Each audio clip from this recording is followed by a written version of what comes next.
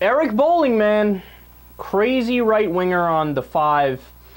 He decided to get into a little bit of a feud with another Fox contributor, Bernie Goldberg, one of Bill O'Reilly's butt buddies. I don't know who really started the feud.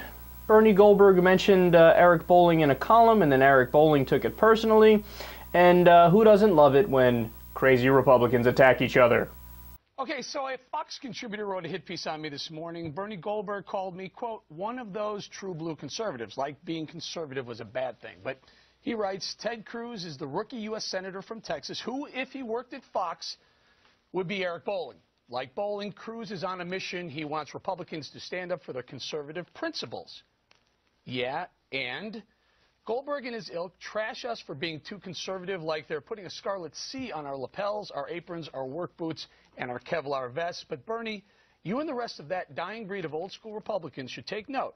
There's a new breed of conservative, and we're the voice of the future. We stand up for smaller government, lower taxes, and we demand our leaders respect our Constitution. So go ahead, write your hit pieces on true blue conservatives. We wear them like badges of honor, because the American political landscape is on the move, and you and your nearly extinct herd of old-school politicians can't do a damn thing about it. So say goodnight, Bernie, and by the way, have the establishment hit the lights on your way out.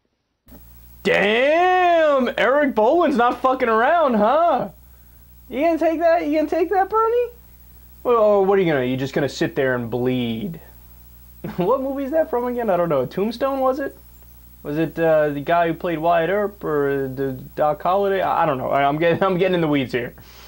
But look, let me give you guys some of the reality going on here while these guys play a contest of who has the bigger dick. I love Eric Bolling. Like, yeah, no, my cock is bigger. Look, yeah, see, you see that? That's a Tea Party dick right there.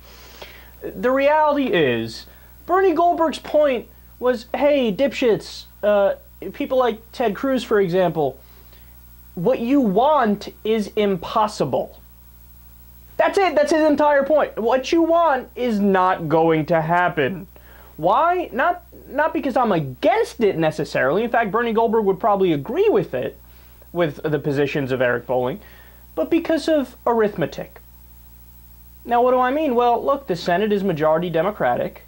The president is a Democrat. But these guys like Eric Bolling, they're trotting around like they run the place. Like, it's a one-party rule, and they are in the majority, when none of that is true.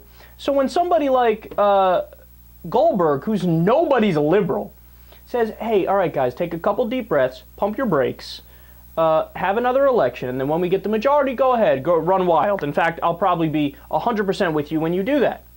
But see, guys like Eric Bolling, he's too thick-headed to understand that nuance and that distinction.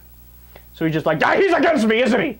Did you hear anything he said, or are you just gonna, no matter what, if somebody gives a peep of nuanced disagreement, you're gonna absolutely flip out? You know what it reminds me of? Remember when the Republicans did their autopsy report? The RNC did their autopsy report to try to determine why they lost the election in 2012. You know what the findings of that report were? They said, hey guys, you need to understand something. The reason why we lost the election is because we've lost all these demographics. So whether it be women, they don't like Republicans at all. Black people, Hispanic people, young people, all these different demographics hate us. Those are the facts. Now here's why they hate us. And then they explained our rhetoric on gender politics and pay equality, our rhetoric when it comes to issues that affect minority communities. That's a big issue.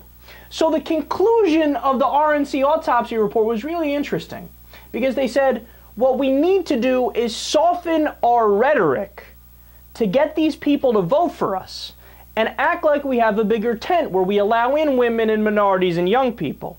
But in reality, and this was in the report, in reality our policies will be the same as we were advocating under Mitt Romney, under John McCain, going all the way back to fucking Barry Goldwater.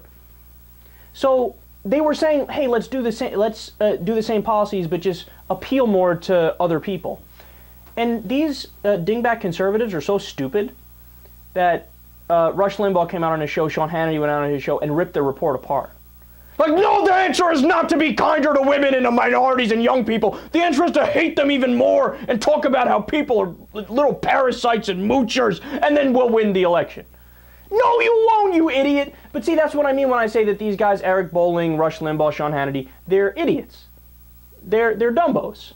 Because they don't even get the basic distinction that people who are moderately more intelligent than them, people like Karl Rove, people like Bernie Goldberg, people like Bill O'Reilly too, where they say, you idiots, look, we're not saying we disagree with you on policy. In fact, we agree with you on policy. We want to rob the middle class and the poor too. But what we're saying is we need to pretend like we care about other people so we can get in power and then enact those policies. Why don't you get that we're on your side here? We're just saying you can't be as hardline.